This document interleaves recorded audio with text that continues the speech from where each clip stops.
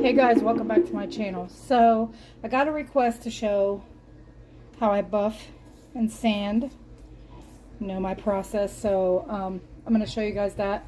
I had a video up, I edited it, and when I posted it to YouTube, you couldn't see some of the, sorry, my shoulder's hurting really bad. You couldn't see some of the video. So I decided to redo it in a different place. That way you're able to see exactly what I'm doing. Sorry, I bumped the camera. I'm trying to make sure it's adjusted here. So right here I have the grits of sandpaper, and I write mine the number on the back so I know which one, like when I cut it, so I know which one it is. It's 400, 800, 1000, 1500, 2000, 2500, 3000. And so then after that, I'll be using Renaissance wax. And then also I wanted to say, like, for bulking, or the sides, let me get a piece here. And I also have this in cool soapy water.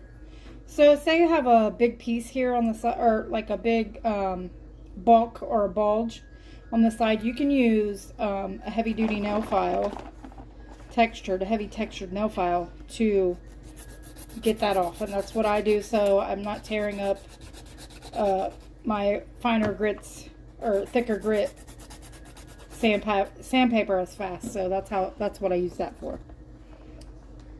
So I'm going to start with the 400, and then light pressure. You don't want to press down too hard because it will distort your veneer. It'll start digging into your veneer. Unless that's what you want. Unless you're trying to change something on the veneer, then yeah, you could do that. So, just lightly go across the top.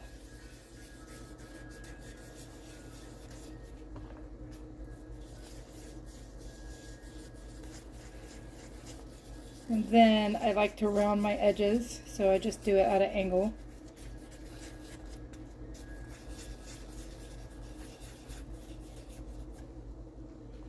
Also, I wanted to show you a little tip I learned. If you put, let me do just water. So if you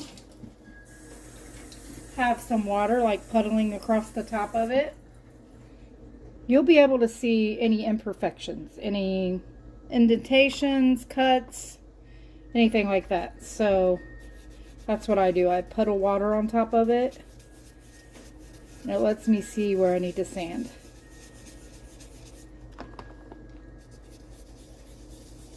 These are labradorite cabs that I created from a veneer I made. If you guys would like to see how I created these, let me know. I can make a tutorial for that as well. Sorry, I was stammering over my words at first. I'm a little frustrated that I had to redo the video, and I'm also having a lot of pain in my shoulder, so.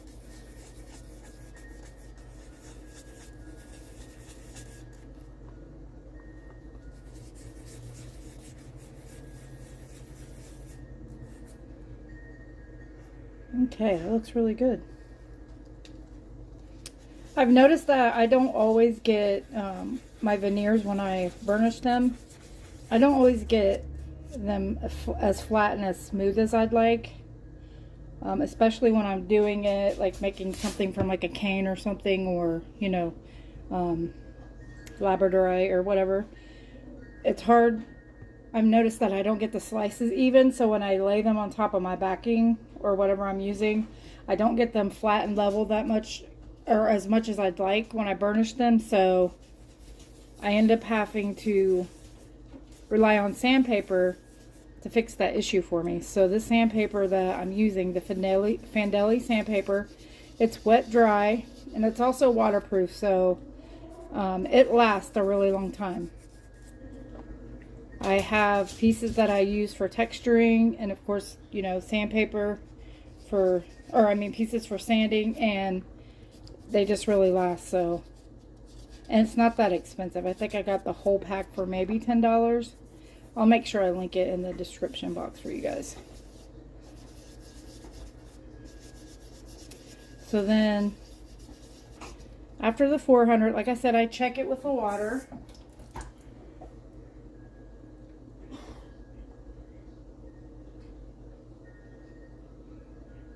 Sorry, I'm having to look through the ring light. Okay, and so like right here, you guys probably can't see it, but I can feel it. That's another way you can tell. You can run your finger across there, and if it feels rough, then you need to sand it more. Look for a piece of sandpaper.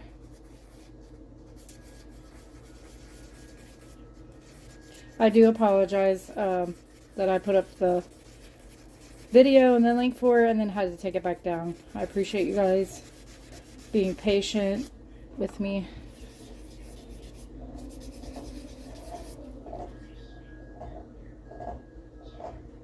Okay, so yeah, right there it's still a little rough, so I'll just keep going over it until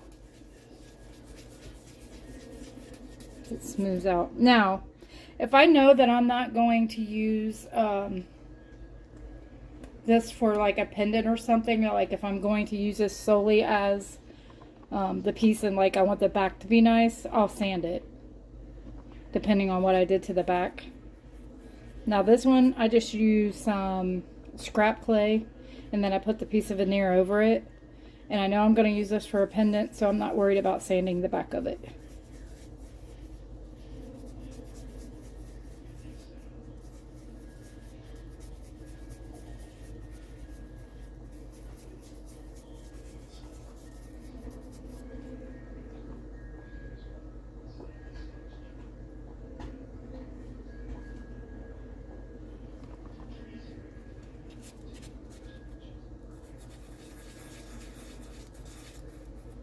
Feel free to ask any questions. If you guys need help with anything, I'll be more than happy to walk you through it. I know it's not easy. When I first started sanding, I got so frustrated. It would take me hours.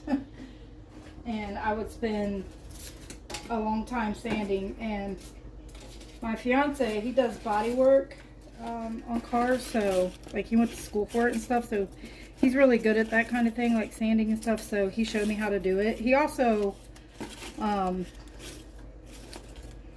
redoes Hot Wheels. Like, he customizes them, and he has a YouTube channel himself. It's Rolling Gypsies Garage. So I appreciate it if you guys went and checked him out.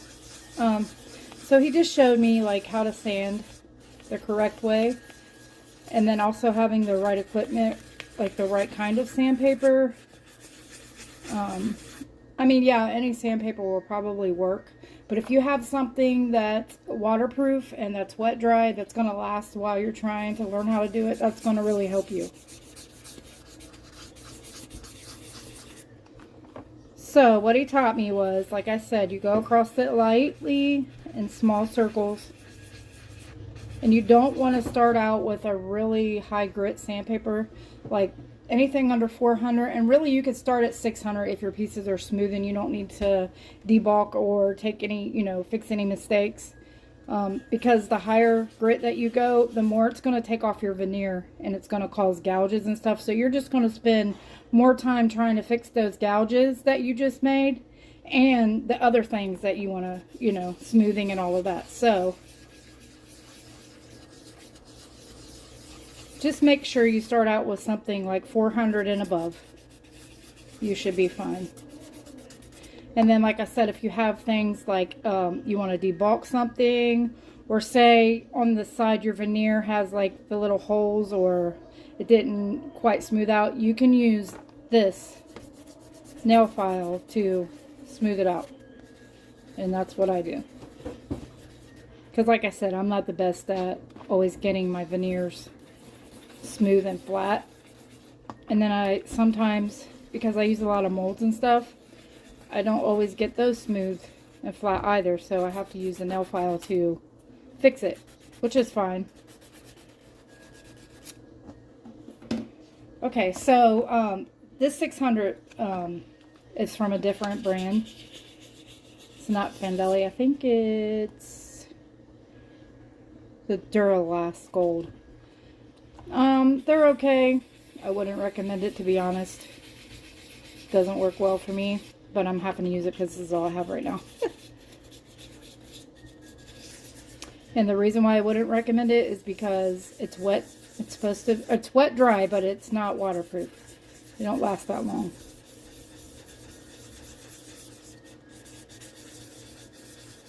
Trying to make sure I'm staying in the camera view this time too, so you guys can see exactly what I'm doing. Okay, so after you use a heavier grit, you'll want to go over with the finer grit, of course. But I can go over that heavier grit with the 600 or 400, depending on how deep I went, and it should be fine.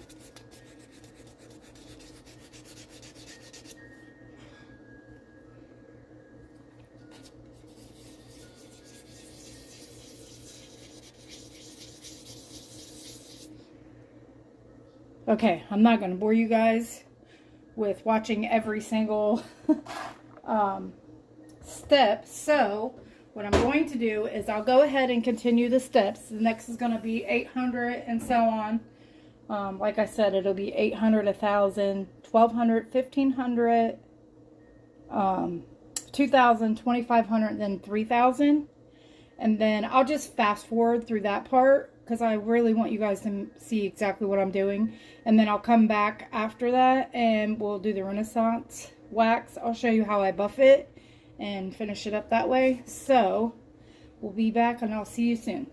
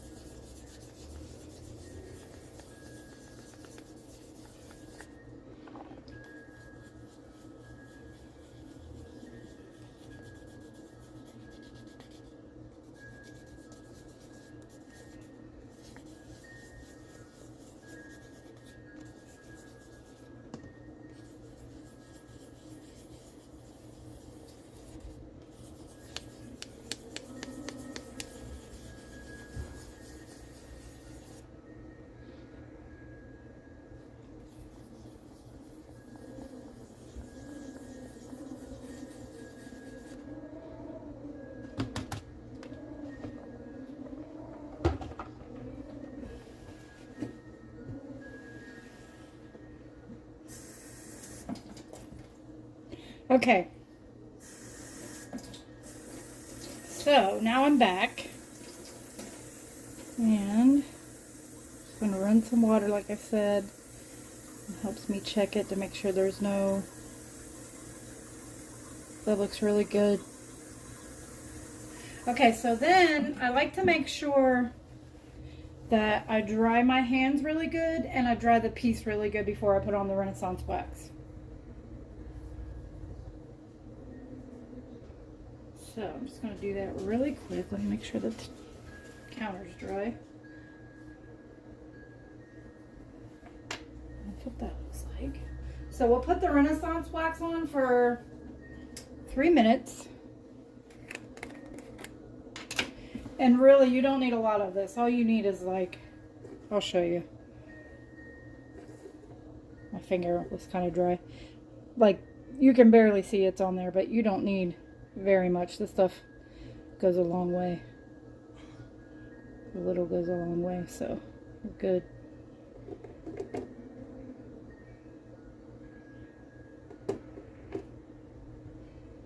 Okay, and then I rub it in really good.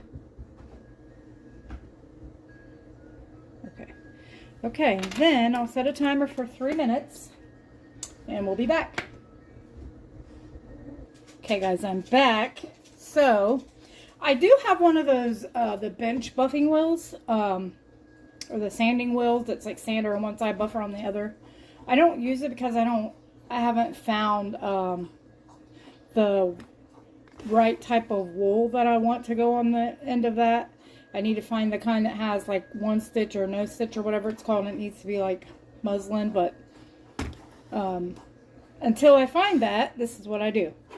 I got these little, they're muslin, I'm pretty sure that's what it's called. I think that's what wool is anyway, but they fit into my fiance's drill, so that's how I buff my pieces.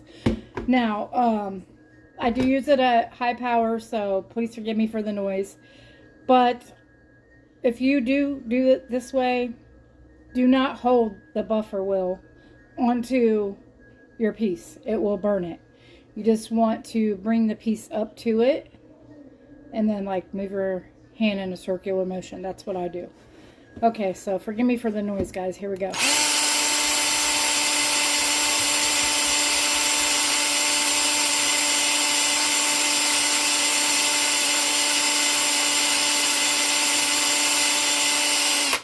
Okay, and you just want to lightly touch it. So for the sides, I do it a little different. I move the drill across it.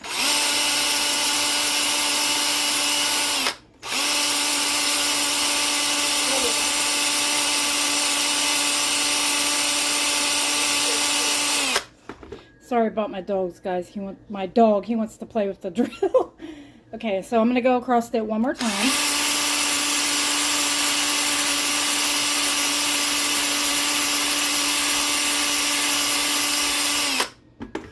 And that's it. The last time I go across in small circular motions, and that's it. You can see how shiny it is. I don't like resin.